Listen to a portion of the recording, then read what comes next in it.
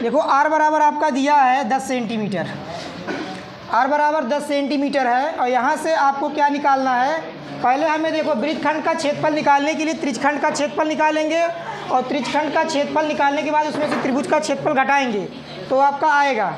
तो हमें ये क्या करना है, देखो त्रिभुज यहाँ ले रहे हैं, त्रिभुज ए ओ डी में, त्रिभुज ए ओ डी में पहले हम साइन थीटा ले रहे हैं। साइन थीटा बराबर हो गया, थीटा के सामने का लंब माने ए डी और अपान ओ ए।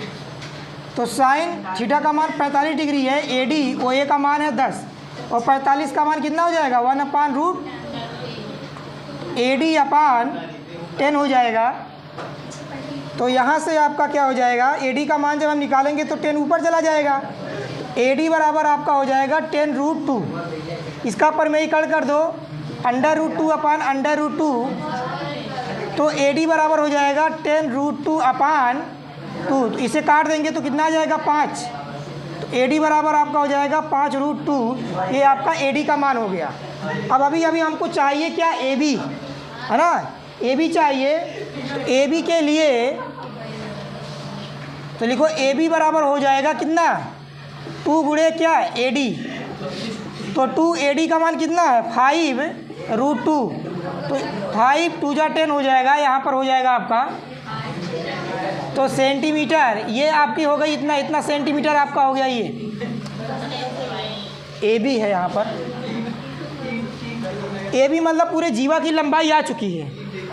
अभी हमको निकालना, ये ऊंचाई निकालना है, ऊंचाई। तो यहाँ हम cos थीटा लेंगे, तो देख लो cos थीटा बराबर आपका हो जाएगा, थीटा के सामने का लंब माने क्या, ओ डी अपान ओ ए। तो cos 45 डिग्री और cos 45, ओ डी कितना है, ओ डी आपको निकालना है, ओ ए कितना है 10, cos 45 माने क्या, √2, तो हो जाएगा ओ डी अपान 10। तो ओ डी आपका मान हो जाएगा, इसका ऊपर गुणा करा दो, तो 10√2, इसका भी परिमेयीकरण करना पड़ेगा।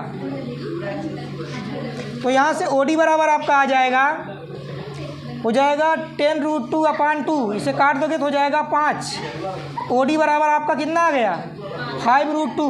तो आप देख लीजिए त्रिभुज का आधार भी मालूम हो चुका है, ऊंचाई भी मालूम हो चुकी है। तो आपको क्षेत्रफल निकालना है। तो क्षेत्रफल निकालने के लिए इधर देख लीजिए, क्षेत्रफल हम निकालेंगे जब त्रिभुज का,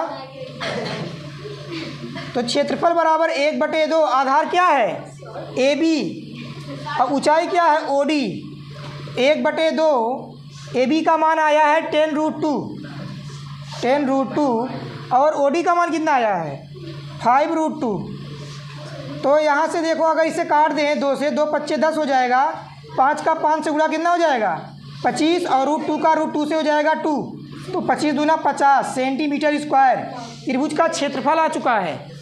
तो त्रिभुज का, इस वाले त्रिभुज का क्षेत्रफल आ चुका है। अभी हमें त्रिज्यखंड का क्षेत्रफल निकाल करके फिर उसमें से त्रिभुज का क्षेत्रफल निकालेंगे। तो वृत्त, ये जो लघु वृत्तखंड आपसे पूछा था, तो लघु वृत्तखंड का क्षेत्रफल आ जाएगा। पहले इतना आप लोग लिखिए,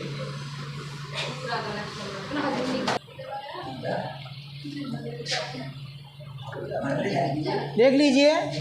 अब इसके आगे जो है आपका जो पार्ट निकालना था, क्वेश्चन मिटा रहा हूँ।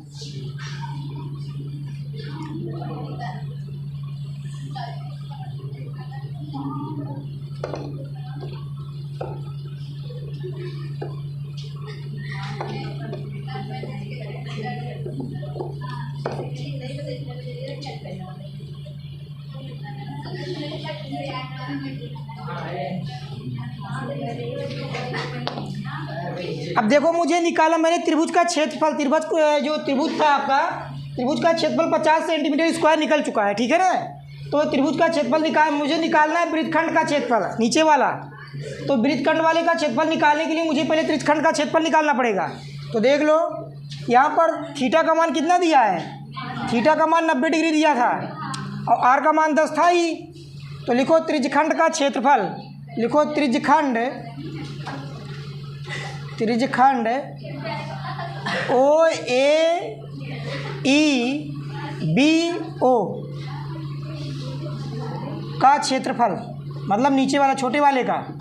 तो थीटा बटे 360 और पाई आर स्क्वायर है। उन्होंने देखो पाई का मान कुछ दिया है, पाई का मान दिया, थीटा का मान हो गया 90, पाई का मान हो गया 360 है, और ये 360 और पाई का मान 3.14 दिया है। आर स्क्वायर का मतलब हो गया 10 × 10, तो 0 से 0 कट जाएगा, 9 चौक 36 हो गया, 4 आ गया यहाँ पर। और यहाँ से काट लिया जाएगा 2 दूना 4 और 2 पच्चे 10, फिर 2 पच्चे 10, यानी कि गुणा किया जाएगा 3.14 × 25। तो 25 का इसमें गुणा करके बता दीजिए कितना आएगा। देखो 25 चौका 100 के हो गया 0, और इसके बाद में हासिल आपका कितना है 10, तो 25 × 25 और 10 कितना हो जाएगा 35, और हासिल आपका हो गया 3, और 25 3 75 और 3 78, दशमलव लग जाएगा 2 अंक पे। इतना सेंटीमीटर स्क्वायर आ गया किसका, इसका क्षेत्रफल आ गया त्रिज्यखंड का क्षेत्रफल। मुझे चाहिए लघु वृत्तखंड का क्षेत्रफल चाहिए। तो लघु वृत्तखंड का क्षेत्रफल निकालने के लिए यहाँ लिखोगे आप लघु वृत्तखंड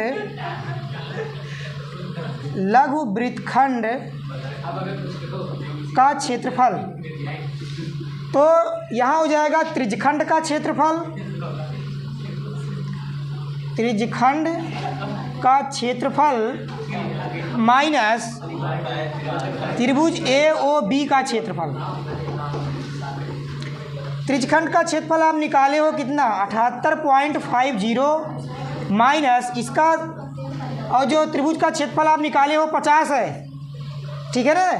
तो इसमें से इसको घटा लीजिए, देख लो घटा लो कितना आएगा।